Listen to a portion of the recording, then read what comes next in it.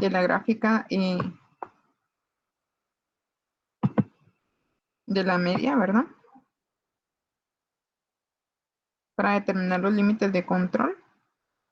Y pues determinamos que había una serie de datos que no estaban dentro de los límites, ¿sí?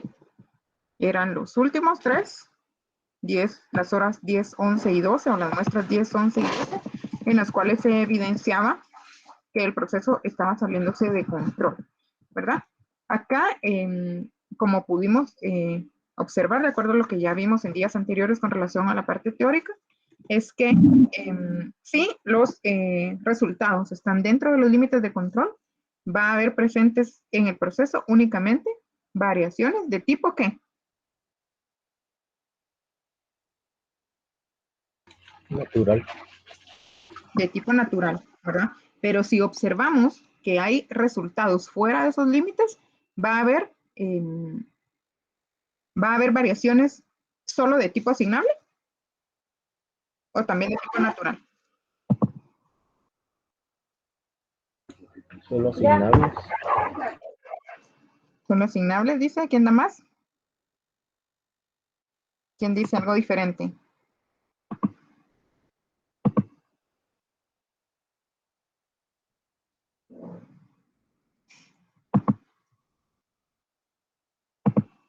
A ver, solo Mario. Solo Mario tiene una opinión al respecto. Sí son asignables, licenciada, porque las naturales son las que se dan de forma ahí sí que espontánea o que suceden de forma ya definida. Ok, pero bueno, analicemos la gráfica que les coloqué aquí al lado. Si está dentro de los límites de control, vamos a encontrar variaciones fijo solo de tipo natural, ¿verdad? Pero si vemos que hay resultados fuera de esos límites, va a haber variaciones de ambos orígenes.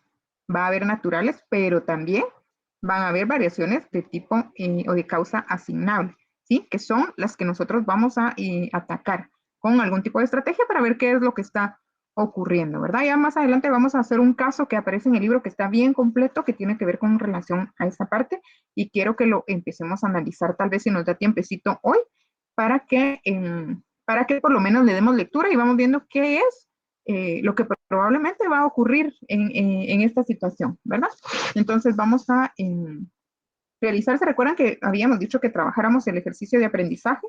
No sé si lo lograron ver.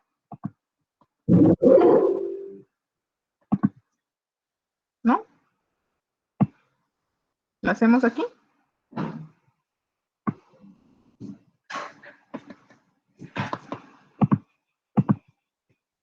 ¿Alguien lo hizo?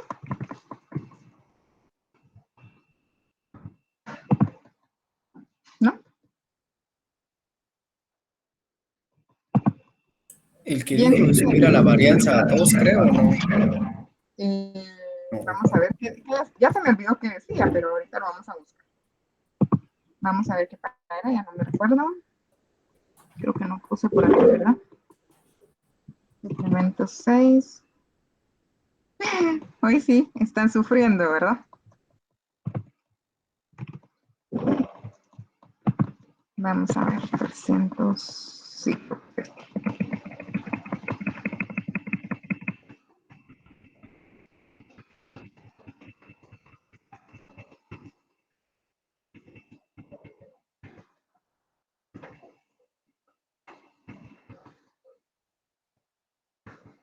Bueno, aquí el ejercicio de aprendizaje decía, la desviación estándar de la población, ¿verdad? Ya no era de 1 onza, sino de 2. Sí, ¿verdad? Entonces sí era esa, Edwin. ¿Sí lo hiciste? ¿O solo te recordamos? Sí, cambié ese dato y pues sí, como ya lo tenía todo ahí formulado, así me lo realizó todo. Ok, ¿qué Pero no sé resultados si teníamos? está bien.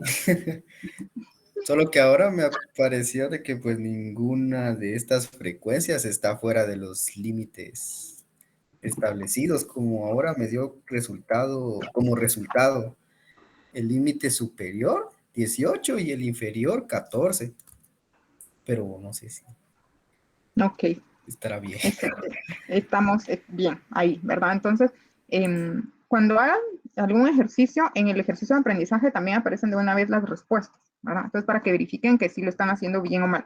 Entonces, justamente esos son los resultados, ¿verdad? El límite superior ya no es de 17, sino de 18 onzas, y el límite inferior ya no es de 15, sino de 14 onzas. Entonces, eso nos permite, lo vamos a hacer aquí en esta misma gráfica, para que vean, ¿verdad? Pero bueno. Ya no me regresa esto, pero vamos a hacerlo así. Entonces, si vemos acá, cómo los límites ya son de 14 y 18, como dice Edwin, entonces aquí ya no habría problema con relación a los resultados. Encajan perfecto dentro de los límites de control, y aquí pues ya no habría variaciones de causa asignable, únicamente de causa natural, ¿verdad? Entonces, ese es el análisis del aprendizaje, del ejercicio de aprendizaje de este caso, ¿verdad? Pero pues lo vamos a dejar como está.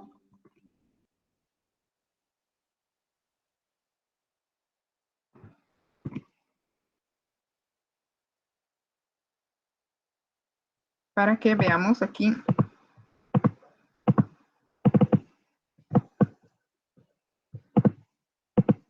Bueno, aquí no me deja, pero yo creo que tengo una gráfica.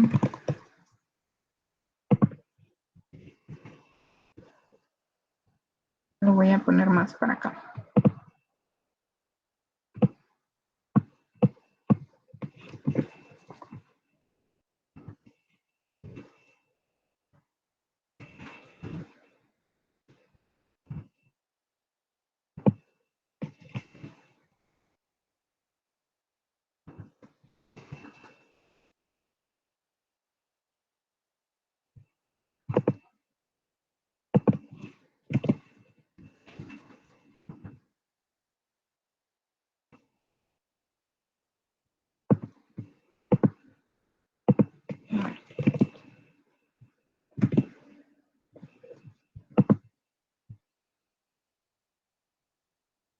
Quería mostrarles esta parte, no sé, la verdad aquí no he logrado dilucidar dónde están todas las opciones de acá, de esta parte de Office, y no he logrado solucionar el problema, pero pues también gráficamente pueden identificar ustedes, se pueden cambiar de color los resultados de esas muestras que se encuentran fuera de los límites de control, para hacer pues un poco más fácil el análisis que van a realizar después. Acá, en este caso, pues no nos dieron mucha información con relación al proceso como tal, pero vamos a ver el de que aparece acá en el libro como un ejercicio más completo, porque en función de lo que ahí observemos, podemos realizar un mejor análisis. Entonces, ahorita les voy a decir la página para que nos vayamos a esa página y lo veamos y veamos si lo podemos empezar a trabajar.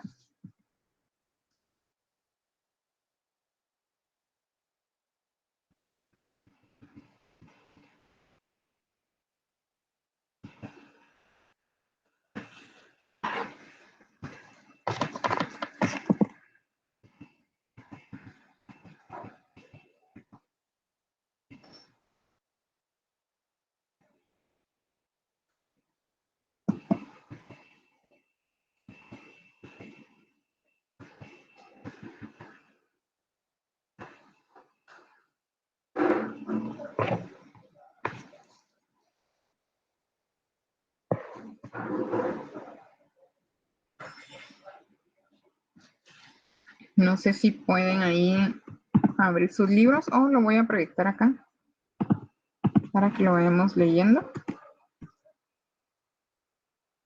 Este es un caso bastante grande, pero en el examen no voy a poner similar a este porque es mucha información, pero sí lo vamos a trabajar como parte de forma individual, por favor, como parte del punteo de zona. Está en la página 301. Es el caso de Bayfield Mall Company, y les voy a agradecer que me ayuden con la lectura. Solo voy a ponerlo aquí en pantalla completa para que se vea mejor. Para las personas que no tienen ahí su libro.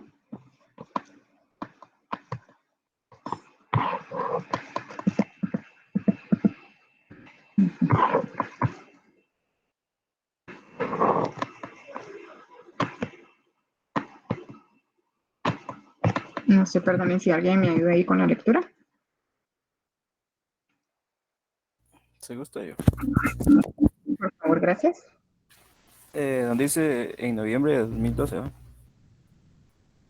En noviembre de 2012, John Wells, un representante de servicio al cliente de Burford Mud Company, fue enviado a la bodega de Wetland Drilling en Houston para inspeccionar 3 contenedores que almacenaban agentes químicos para el tratamiento de todos los que Bedford había enviado a la empresa en Houston. Las oficinas corporativas de Bedford y su planta más grande se encuentran en Orange, Texas, justo al oeste de la frontera entre Louisiana y Texas.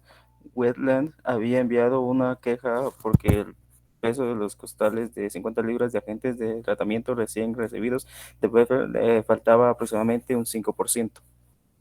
Los costales con menos peso fueron detectados en un principio por uno de los encargados de recepción de Wayland, quien notó que los recibos de la báscula de ferrocarril de los 3 contenedores indicaba pesos netos mucho menores que los de otro embarque.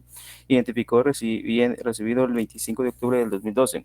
El Departamento de Tráfico de Bedford fue llamado para determinar si se habían usado tarimas más ligeras en estos embarques.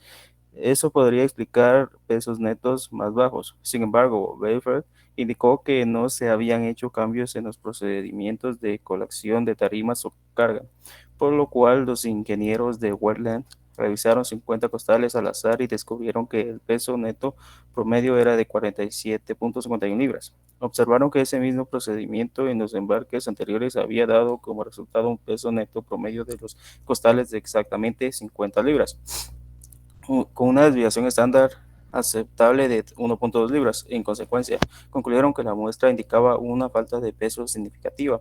El lector puede. Después se comunicaron con Bedford y Wells fue enviado a investigar la reclamación. Después de llegar a Wells, verificó la queja y emitió un crédito del 5% a Wayland.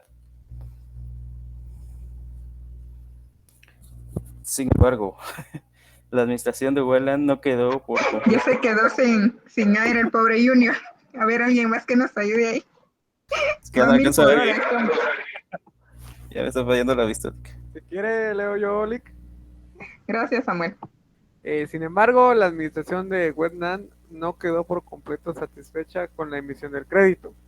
Las gráficas que seguían sus ingenieros de lodos en las plataformas de perforación tenían como base costales de 50 libras de agentes de tratamiento. Los costales con menor peso podrían dar como resultado un control deficiente de los químicos durante la perforación y, por ende, afectar en forma negativa la eficiencia de la perforación. Los agentes para el tratamiento de lodos se emplean para controlar el pH y otras propiedades químicas del núcleo durante la operación de perforación. Este defecto podría tener consecuencias económicas graves debido al costo tan alto de la perforación en los pozos de petróleo y gas natural. En consecuencia, la entrega de estos embarques en las plataformas de perforación tendría que ir acompañada con instrucciones especiales de uso. Aún más, los embarques con menos peso deberían permanecer aislados en una bodega de Westland, causando un manejo adicional y una mala utilización de su espacio. Por lo tanto, comunicaron a Wells que Westland buscaría un nuevo proveedor de agentes de tratamiento de lodos si, en futuro, recibían costales que se desviaran mucho de las 50 libras. El departamento de calidad de Byfit sospechó que los costales con menos peso podían haber surgido por los dolores de cabeza crecientes detectados en la planta de Orange. Debido a la última crisis energética, las actividades de exploración de petróleo y gas aumentaron en forma considerable. A su vez, este aumento en la actividad creó una mayor demanda de los productos fabricados por las industrias relacionadas, incluida la de lodos para perforación.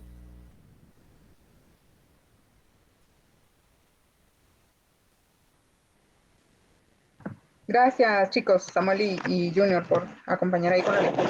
Bueno, ven, quiero que analicen esta casa. Creo que les puse el caso de este de rango, incluye la gráfica de rango también.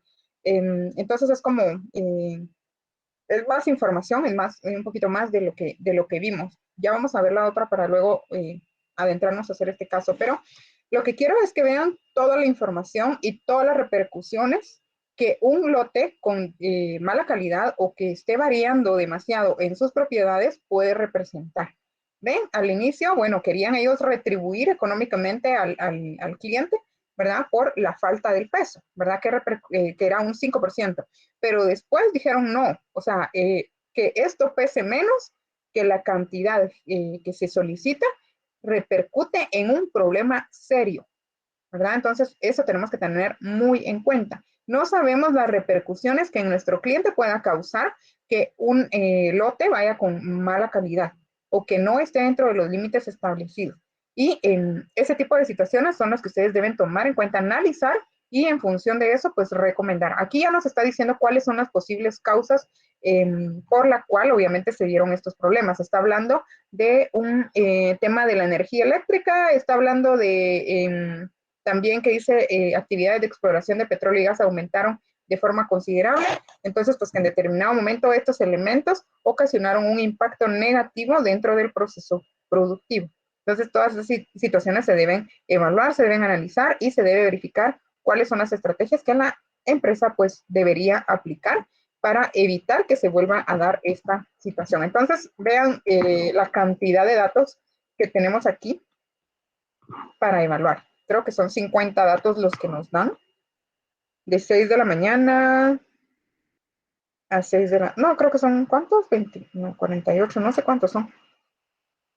Vamos a ver, 3, 4, 5, 6, 7, 8, 9, 10, 11, 12, 13, 14, 15, 16, 17, 18, 22, 23, 24, 25, 26, 27, 28, 29, 30, 31, 36, son 72 horas, ¿verdad? Entonces, en 3 días que se hicieron estos muestreos para verificar cuál era el problema. Entonces, realmente tenemos que tener un control estricto, ¿verdad? Y algunas empresas, pues tal vez no van a tener tecnología de punta, como les mostré el caso anterior, que tenían una cámara digital a través de la cual analizaba las propiedades de cada producto y identificaba, ¿verdad?, cuáles eran los productos defectuosos para eliminarlos.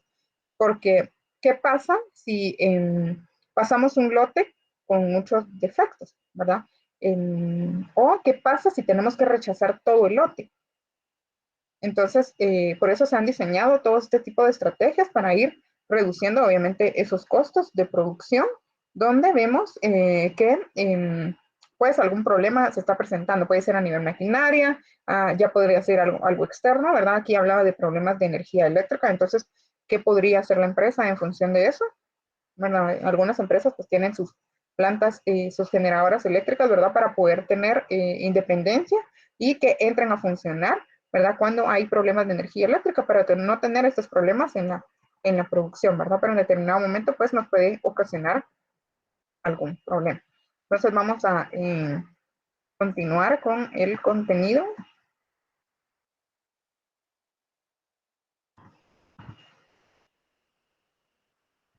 Y así ya vamos a tener información para realizar ese ejercicio del rango, ¿verdad? Entonces todavía no hemos visto eso, para no confundirlos, lo vamos a empezar después. Vamos ahora a ver la parte de...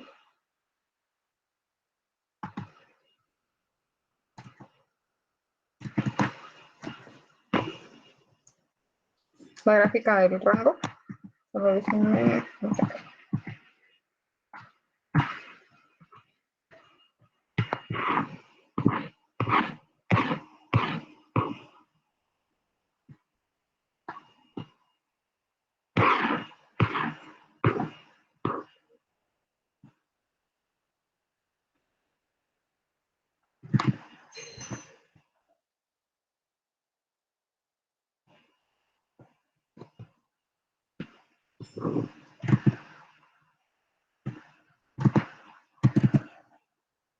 Les voy a poner una tablita. Van a encontrarla en la página 241 del libro. Hay otra forma de calcular los límites de control utilizando valores tabulados, donde ya tenemos nosotros datos específicos, ¿verdad? Aquí, por ejemplo, vimos en este caso anterior con los cálculos, ¿verdad? A través de la media, la media, las medias aritméticas, ¿verdad? Y el cálculo de la desviación de la media, ¿verdad? En este caso, tomando como base la desviación de la población. Pero si no tenemos esos datos, sí podemos utilizar los valores que están aquí en la gráfica, en la tablita, entonces también podemos proceder a realizar estos límites de control. ¿Qué datos necesitaríamos tener para realizar para utilizar la tablita? Bueno, vemos aquí que los límites de control están establecidos por la media de las medias aritméticas, ¿verdad? Y se le suma el valor encontrado en la tabla S61, que es aquí, en uno de estos tres elementos, ¿verdad? Tenemos aquí el factor de la media, entonces en esta columna tendría que estar el resultado de los datos, ¿verdad? Que tenemos. Si tenemos un tamaño de muestra 2, ¿verdad? El factor de la media va a ser este, el tamaño de muestra 3, 4, 5, 6, 7, 8, 9, 10, 10 y 12, ¿verdad? Si tenemos algún tamaño de los que aparecen por acá, entonces podemos utilizar esta tablita. Y también tenemos que tener el rango, ¿verdad? La media de las medias, el rango promedio, ¿verdad? De las muestras para realizarlo. Entonces, ¿cómo establecemos el rango promedio? Bueno, ya vamos a ver ahorita cómo lo podemos calcular a través de este ejercicio S2 que vamos a verificar ahorita. En este caso dice que trata de las botellas del refresco de Supercola, dice que tienen una etiqueta que dice peso neto 12 onzas y eso es lo que hemos estado evaluando, ¿verdad? Las características que tiene o las atribuciones de ciertos productos y verificar si cumple o no con lo que se indica, ¿verdad? Y si está dentro de los límites o no. Dice que se ha encontrado un promedio global del proceso de 12 onzas, tomando muchas muestras, donde cada muestra contenía 5 botellas. Entonces, ¿cuál es el tamaño de N? En este caso es 5, ¿verdad? El rango promedio del proceso dice que es de 0.25 onzas y el equipo de administración de operaciones quiere determinar los límites de control inferior y superior para los promedios de este proceso, ¿verdad? Entonces, vamos a utilizar las ecuaciones que están por acá arriba, donde dice límite de control superior de, de la gráfica de X es igual a la media de las medias muestrales más el factor de la media que nos aparezca en la tablita para esa muestra, multiplicado por el rango, ¿verdad? El rango promedio, que ya nos lo da el caso también. Entonces, ¿qué es lo primero que tenemos que hacer? Extraer nuestros datos, ¿verdad? Entonces voy a proyectar una parte de Excel para que lo vayamos haciendo.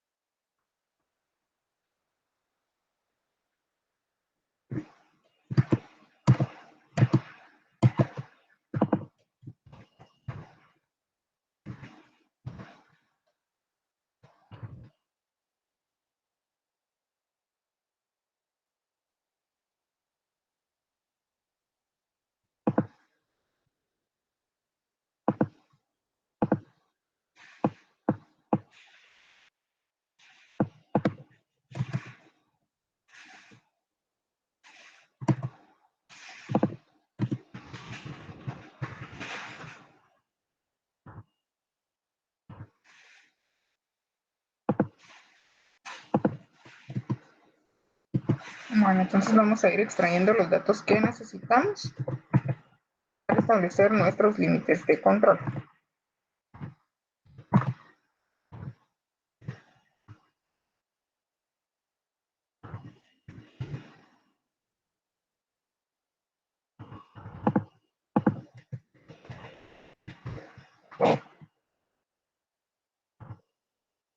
Bueno, en primer lugar nos está diciendo que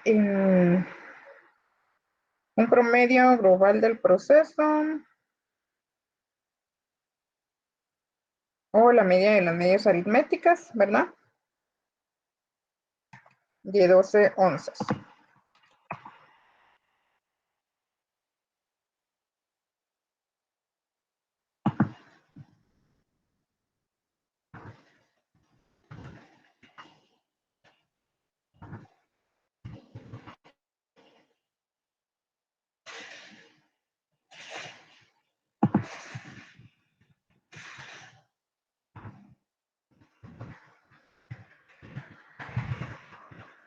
Doce onzas, luego nos está indicando la muestra, o sea, N.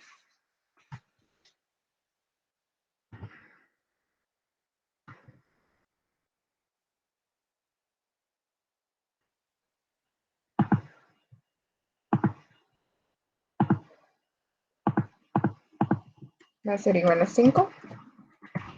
En este caso son botellas. Y el rango promedio es de 0.25 onzas.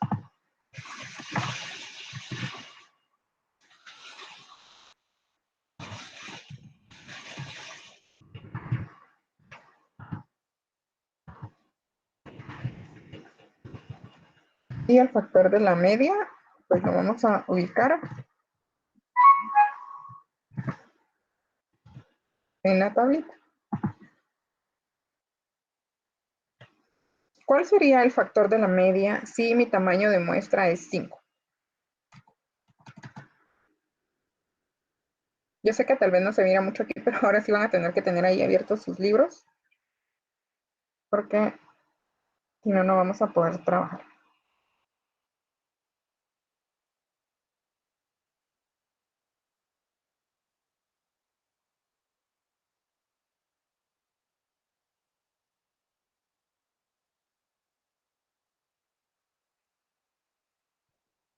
¿Cuál sería ese factor de la media? La primera columna nos dice tamaño de la muestra, ¿verdad? Entonces tenemos un tamaño de 2, de 3, de 4, de 5, de 6, de 7, de 8, de 9, de 10 y de 12. Y nos está indicando el factor de la media que debemos utilizar. Si n es 5, ¿cuál es el factor de la media a utilizar en la ecuación? 0.577. Así es. 0.577. Y ya solo vamos a sustituir. En el caso de la primera ecuación, tenemos un límite de control superior, ¿verdad? Vamos a tomar la media de las medias muestrales, que en este caso son 12 onzas, y le vamos a sumar el factor de la media multiplicado por el rango. Entonces sería 12, ¿verdad? Más 0.577 que multiplica a el rango promedio, que son 0.25. Vamos a correrlo más para acá, vamos a hacer el resultado. Si no queda fuera. Y vamos a hacer entonces los cálculos por acá.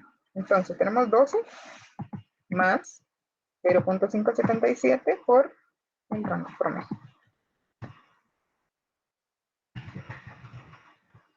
El límite superior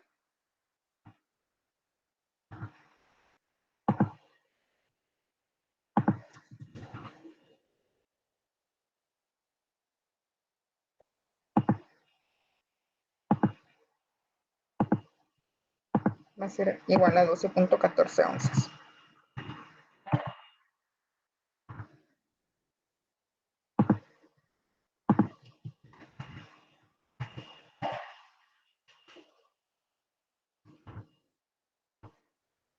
Y el límite de control inferior poner aquí.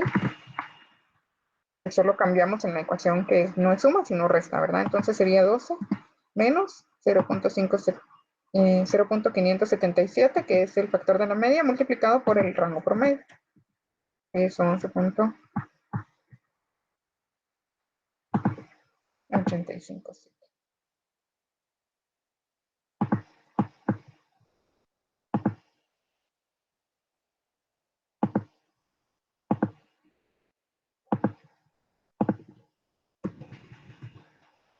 Entonces tenemos ahí los dos límites de control.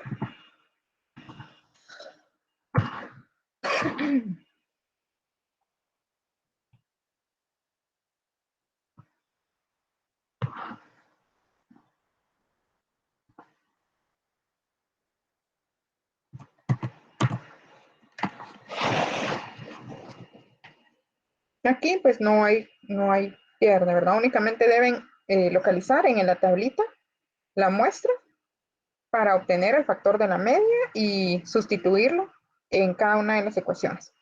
Les dan el rango promedio, les dan la media de las medias muestrales y ya solo sustituyen el factor de la media, ¿verdad? Para identificarlo allí. Aquí pues no podemos graficar porque nos dan únicamente dos datos y pues no tiene mucho sentido, ¿verdad? Que grafiquemos porque no tenemos más resultados. Únicamente los límites de control. Vamos a hacer el ejercicio de aprendizaje que nos aparece aquí al final. Nos indica, si el tamaño de la muestra fuera de 4 y el rango de 0.20 onzas, ¿cuáles serían los nuevos límites? Entonces vamos a hacerlo por acá. Vamos a, como dijo Edwin, ya tenía todos los datos, ¿verdad? Vamos solo a sustituir.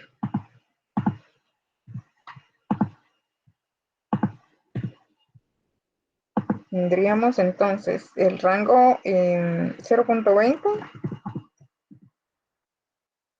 y N4.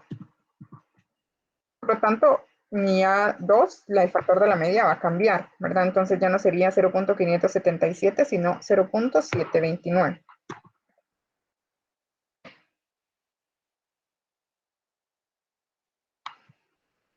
Y ya tenemos los nuevos resultados.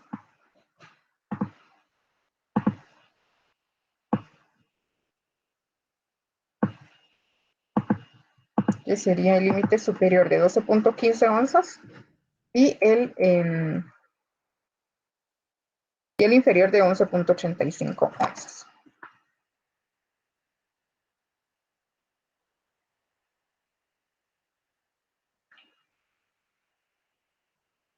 ¿Alguien se quedó? ¿Hay alguna duda?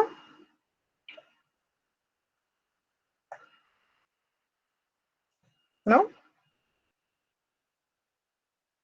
¿Todo claro?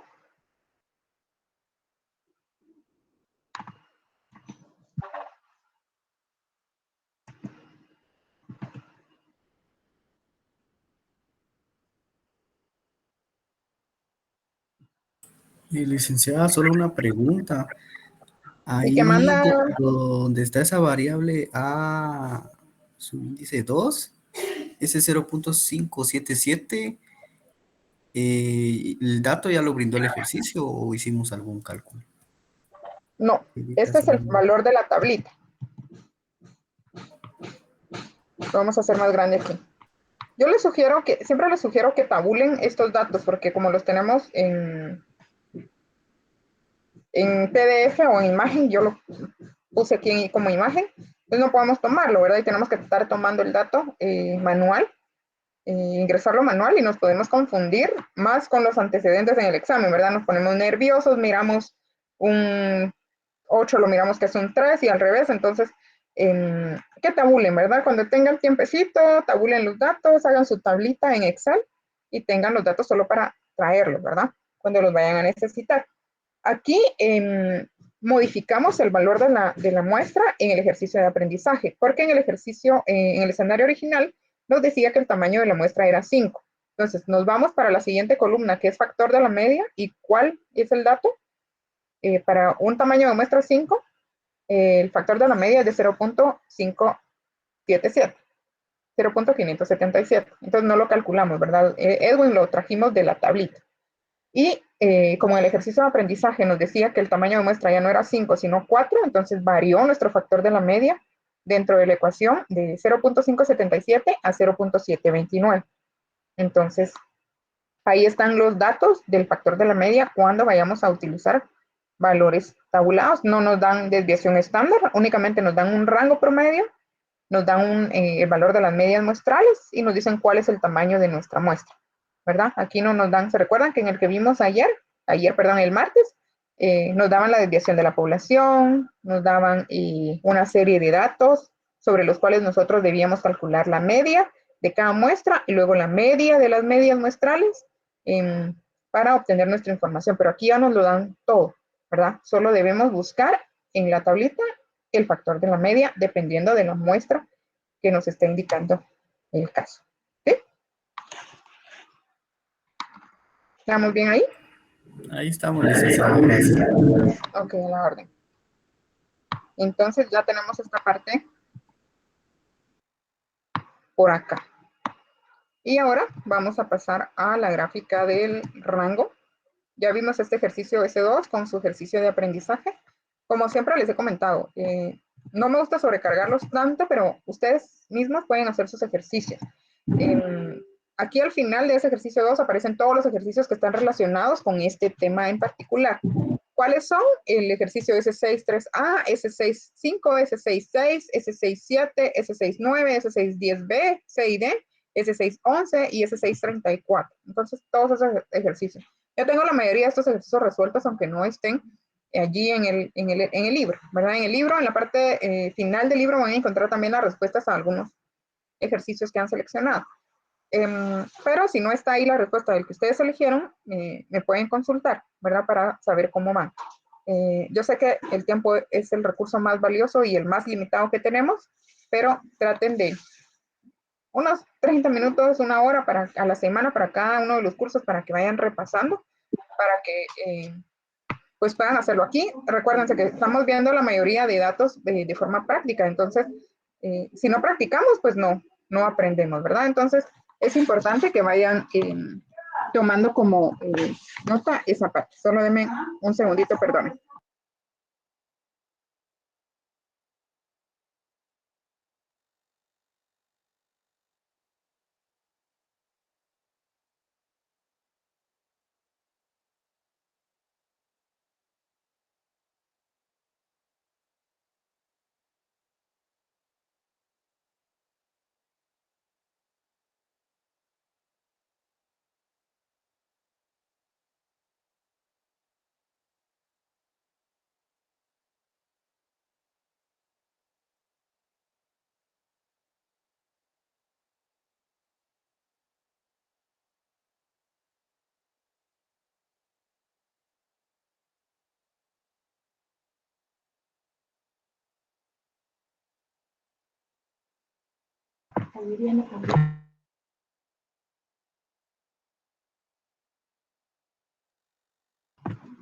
Bueno, perdonen.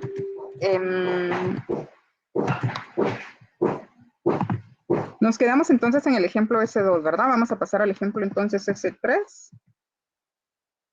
que es la parte de los límites de la gráfica del rango. Vamos a leer rápidamente ahí, no sé si alguien tiene su libro abierto para no dejar de compartir esta parte de Excel y que nos ayude con la lectura de la página número 242. Ahí después del ejercicio S2 está una breve descripción de los límites de la gráfica del rango.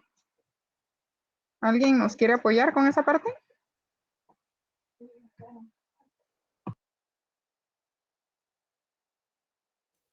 Perdón, ¿en dónde dijo que estaba? Después del ejercicio S2 en la página 242. No, entonces se me perdió.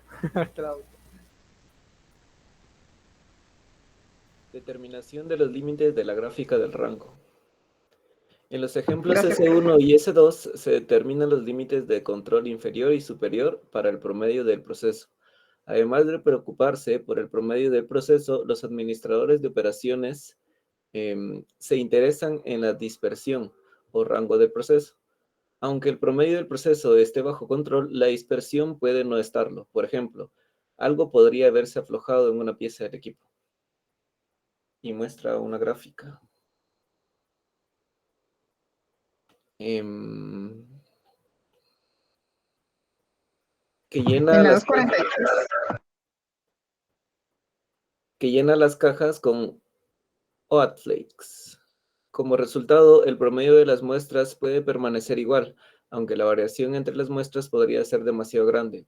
Por esta razón, los administradores de operaciones usan gráficas de control de rango que les permite monitorear la variabilidad del proceso, así como gráficas de control de promedios para monitorear la tendencia central del proceso.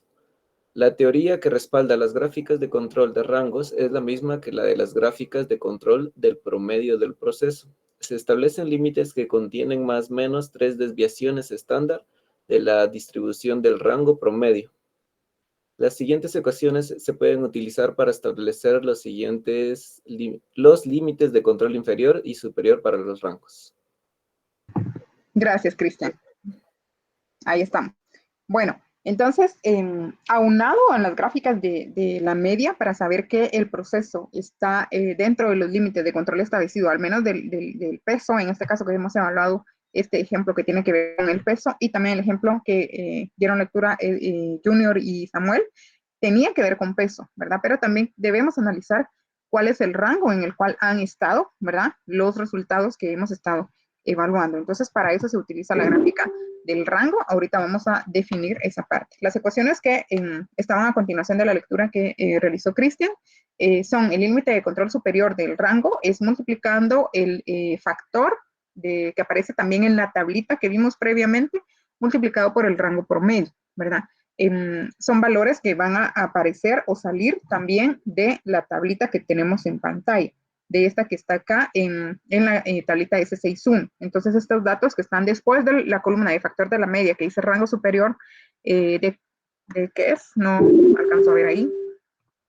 De 3 o de 4. Déjenme subir. Rango superior es de 4 y rango inferior es de 3, ¿verdad? Entonces, esos datos los vamos a utilizar también para realizar o calcular nuestros límites de control para la gráfica o los límites del rango, ¿verdad?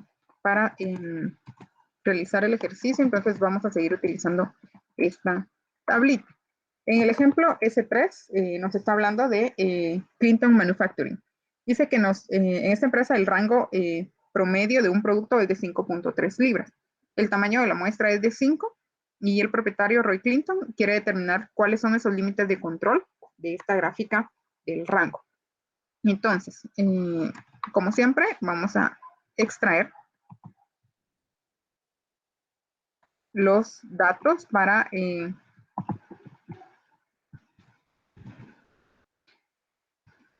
nuestro ejercicio.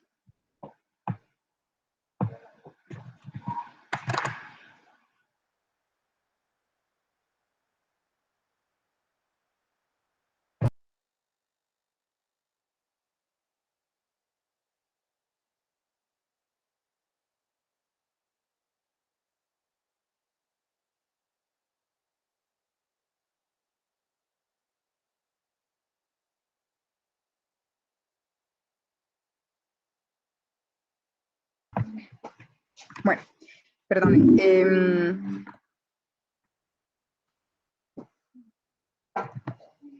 Vamos a bajar la tablita otra vez para que nos quede aquí a la mano.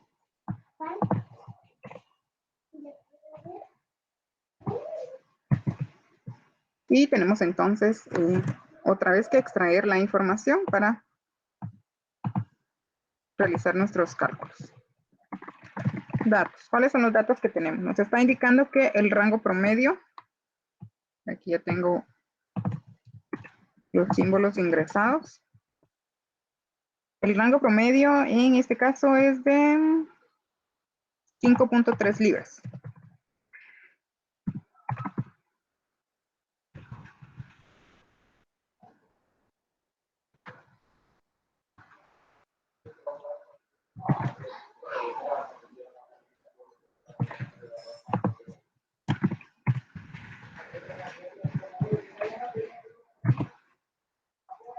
5.3 libras. También nos está indicando que el tamaño de muestra es de 5. N.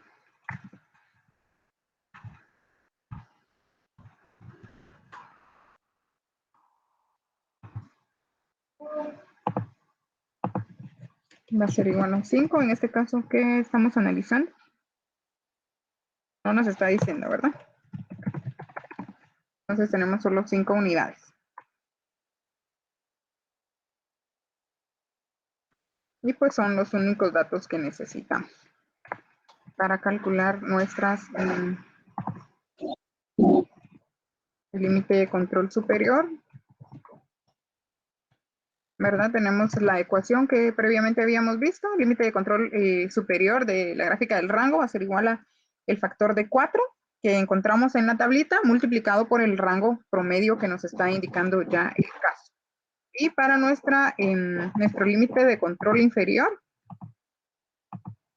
cambiamos el elemento. Aquí no es de suma y resta, ¿verdad? Como hemos visto en los anteriores. Aquí variamos el factor, ya no es de 4, sino de 3, multiplicado por el rango promedio que nos han indicado. Entonces, tenemos aquí en el primer caso, ¿verdad? ¿Cuál es el factor de 4?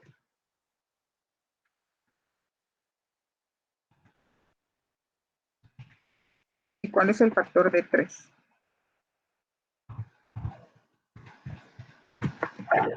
De 4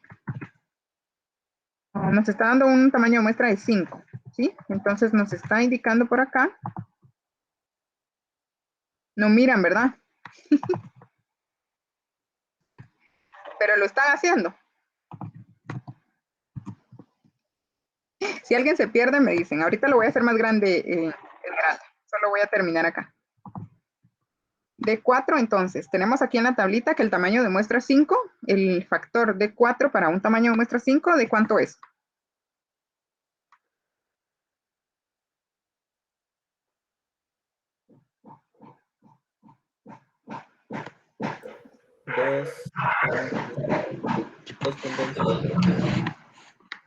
Dos puntos. ¿2 punto qué? 2.115, ¿verdad? Y para D3. Perdón, licenciada, le di el de la muestra 5. Sí, Para es de la muestra 5. ¿Sí? Sí, es de la muestra. El tamaño de muestra es de 5. A mí, perdón. Y el factor de 3 para un tamaño de muestra 5. 0. 0, ¿verdad? Bueno, entonces solo sustituimos acá dentro de nuestras ecuaciones. En el límite de control superior, entonces, tendríamos 2.115, ¿verdad? Porque ese es el valor de D4 para un tamaño de muestra 5, multiplicado por 5.3, que es el rango promedio de este caso. Y en el caso de el límite de control inferior, tenemos 0, que es el valor de D3 para un tamaño de muestra 5, por 5.3, que es el rango promedio para este caso. Entonces, vamos a calcular aquí. El límite de control superior e inferior. El límite de control superior sería 2.115 por 5.3. Y el límite de control inferior, 0 por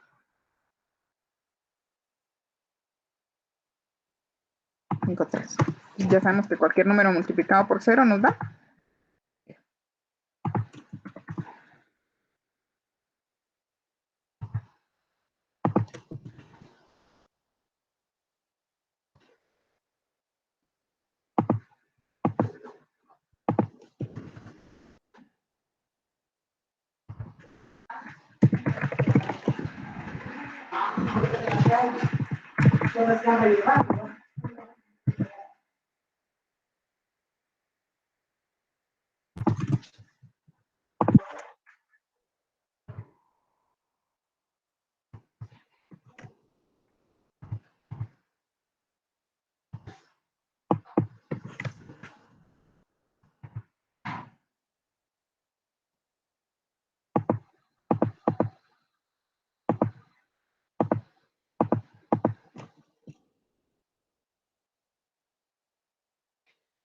Y obtenemos un resultado de 11.21 onzas. Ah, perdón, eran libras, no onzas, ¿verdad? 11.21 libras, ¿verdad? Que va a ser el rango dentro del cual vamos a obtener los resultados de las muestras, ¿verdad? Cuando estemos obteniendo o realizando algún tipo de control. En este caso, ¿verdad? También el ejercicio de aprendizaje nos están indicando que, ¿cómo van? ¿Ya terminaron? ¿Alguien se quedó? Voy a hacer más grande porque Esmeralda había dicho que no se miraba, ¿verdad? Gracias, licenciada. ¿Dónde andan los resultados? Ahí está. Licenciada, si presiona creo que se oculta la barra del navegador. F11. Ajá. Voy a ver ustedes, es que mi máquina es algo. Ahí está. ¿Ven mejor ahí?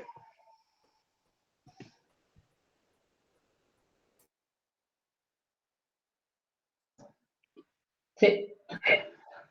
Ok, bueno. Entonces, nuestro resultado en este caso, ¿verdad?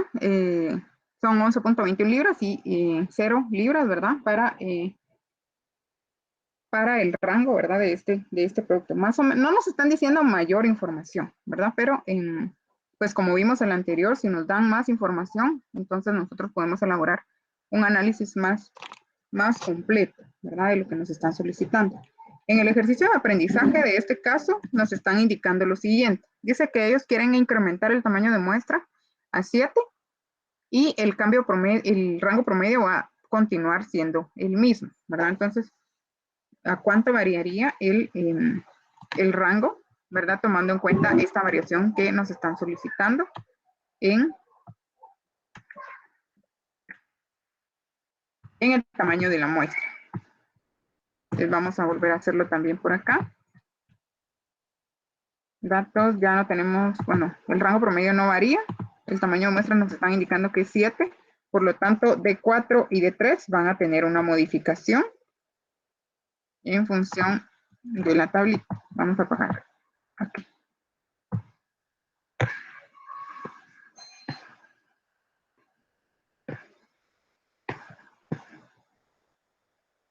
Bueno.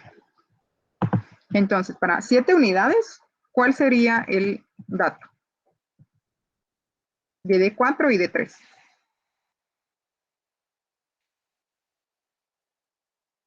Para 7 unidades.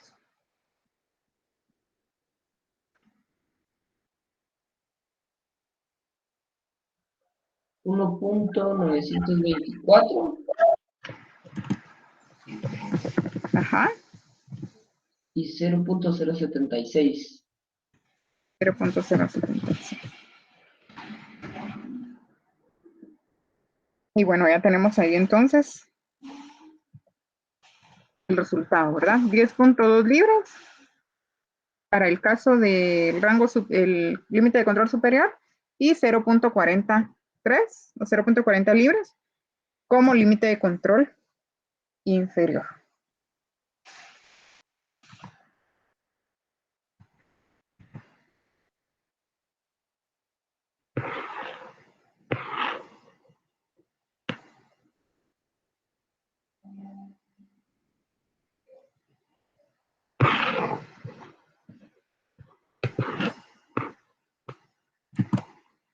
Vamos a pasar a un poquito de teoría.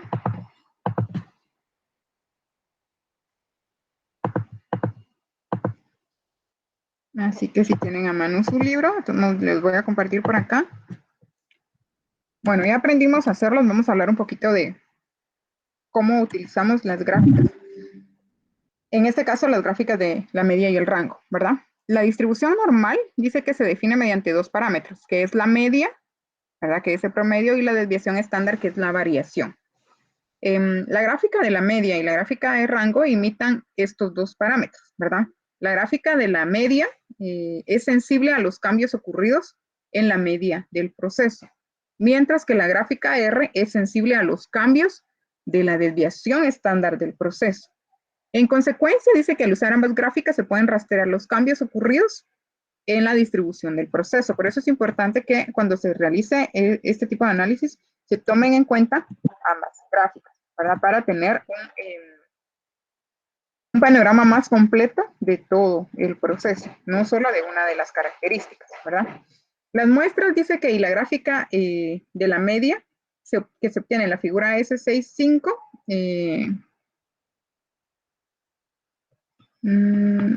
vamos a ver dónde está la figura S65 para ponérselas. Ok, la que está a continuación. En verdad que son estas, ya las vamos a analizar. Muestran un cambio, dice, en la media del proceso, pero como la dispersión es constante, la gráfica de R no detecta cambios.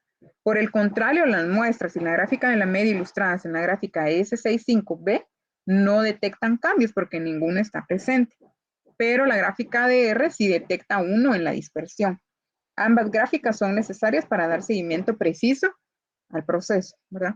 ¿Y cuáles son los pasos para que nosotros necesitamos hacer o cumplir para construir nuestras gráficas de control? Primero, tenemos que recolectar entre 20 y 25 muestras. ¿Sí?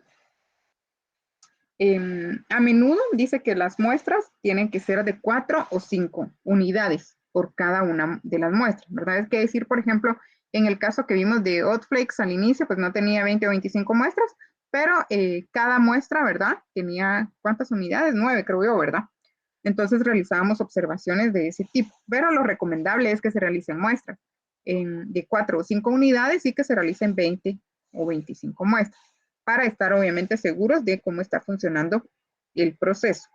Y eso nos va a permitir obviamente hacer un mejor análisis. El segundo paso es calcular las medias globales, ¿verdad? Del proceso. Se establecen los límites de control apropiados. Usualmente, si no les piden nivel de confianza, chicos, utilicen el 99.73. ¿Qué significa? ¿Qué valor tiene Z cuando estamos hablando de 99.73?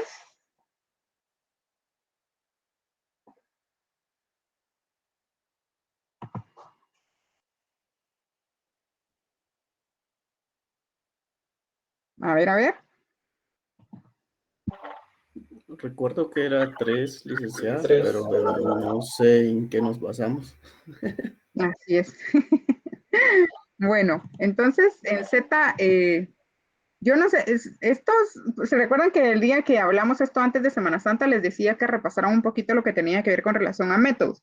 Porque esto pues lo tuvieron que haber visto en métodos, ¿verdad? Para la distribución normal existe una tabla en la cual ustedes van a buscar los valores de confianza y en este caso de Z, ¿verdad? Y para el 99.73 de confianza, Z es 3, ¿verdad?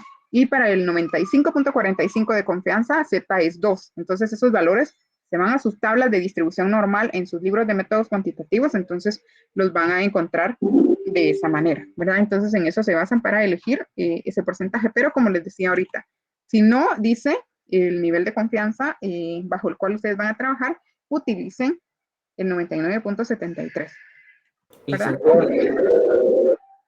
¿Qué manda Cristian? Pero para utilizamos unos tipos de ordenadas. Perdona, Cristian, fíjate que te escuché como entrecortado. No sé si tienes activa tu cámara.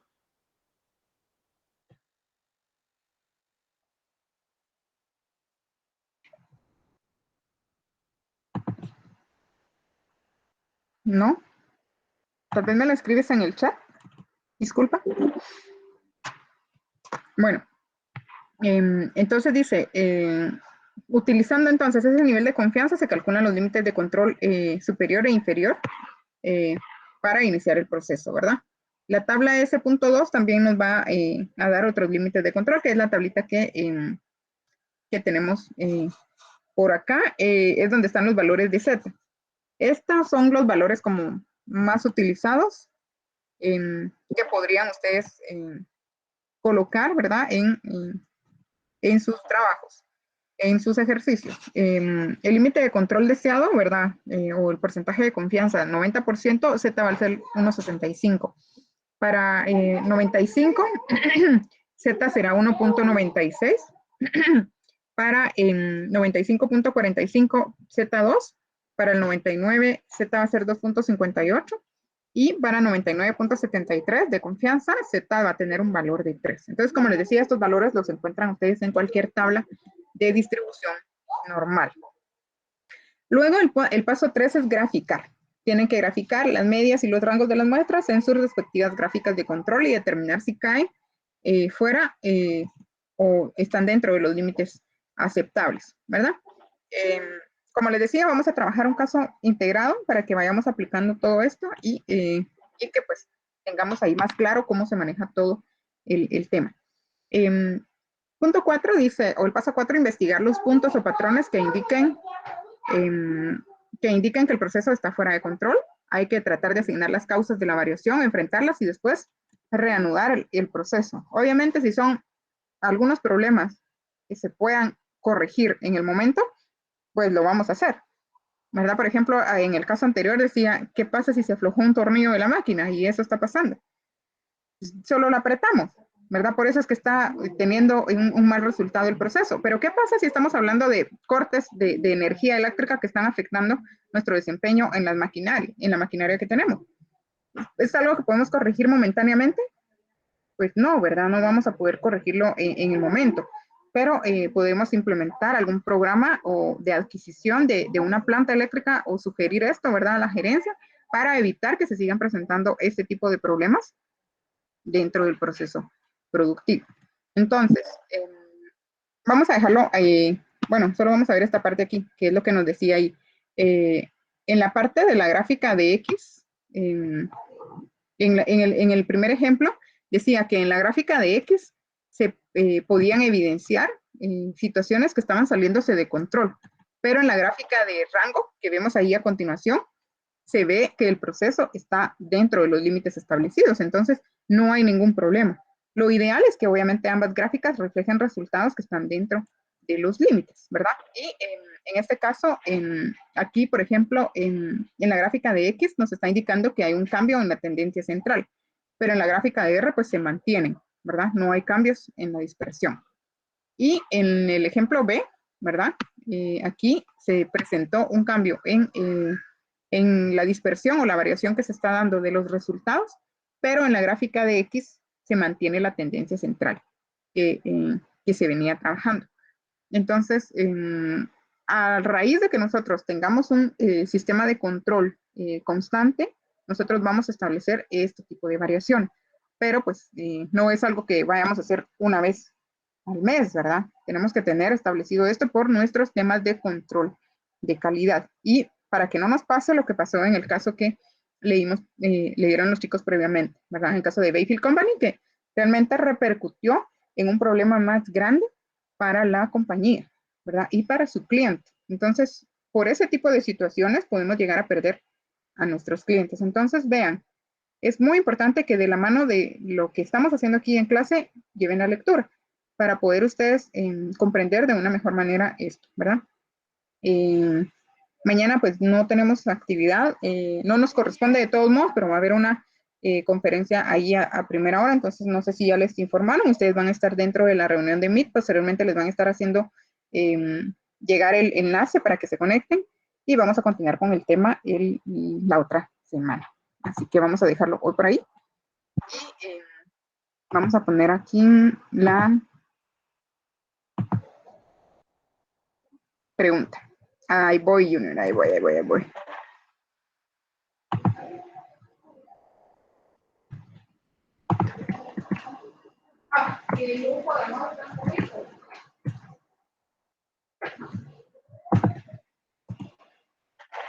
Vamos a poner una fácil de lo que acabamos de ver.